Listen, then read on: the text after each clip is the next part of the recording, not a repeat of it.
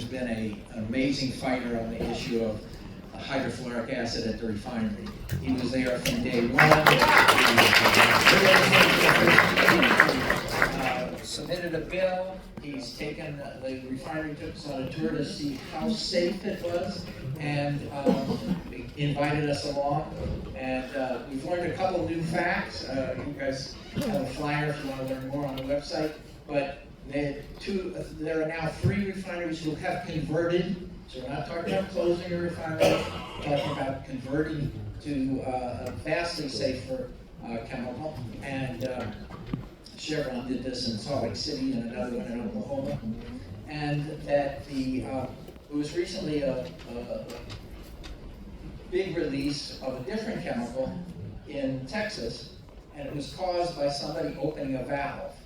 So all the mitigation measures that the refinery tries to ensure make it as safe as possible might fail.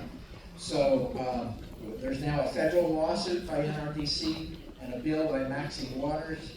And I just wonder how many people have heard about this issue.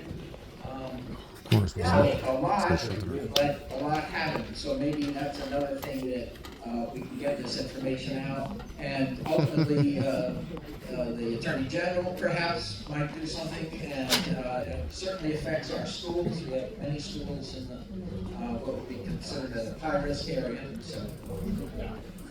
Thank you, Steve. So Steve is with the Torrance Refinery Action Alliance, and you have been leading the fight for many years. Surprise. The website is very easy. It has a nice Girl Scout video of 6 minutes. Terrific job done by a young girl from Torrance. It's TRAA website. Okay.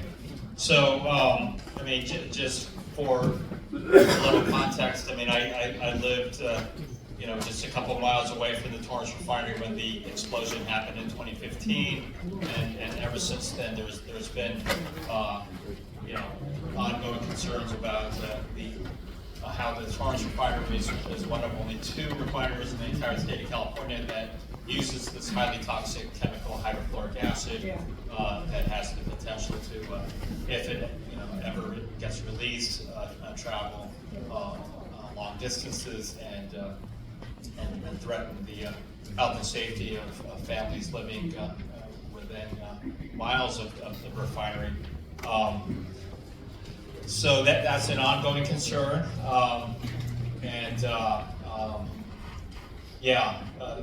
there's the Torrance Refinery. I mean, they've been arguing for years that if they have to eliminate the use of the hydrofluoric acid, that they're going to have to shut down. If they shut down, that will, as we saw when they temporarily shut down after the 2015 explosion, that would lead to a spike in gas prices.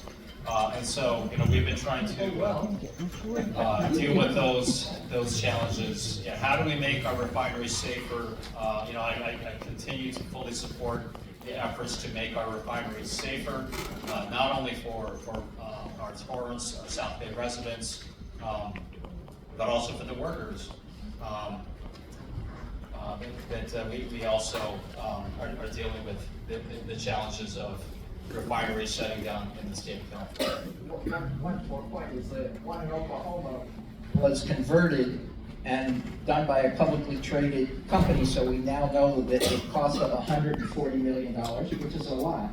But our refinery has been saying $900 million, and so that clearly, while it might be a smaller refinery, we're talking about doable amounts that will keep the employees working, the employees safe, and our community, even our mayor, who lives 4 blocks away, our ex-mayor, safe from this the most dangerous chemical used in refineries in the U.S.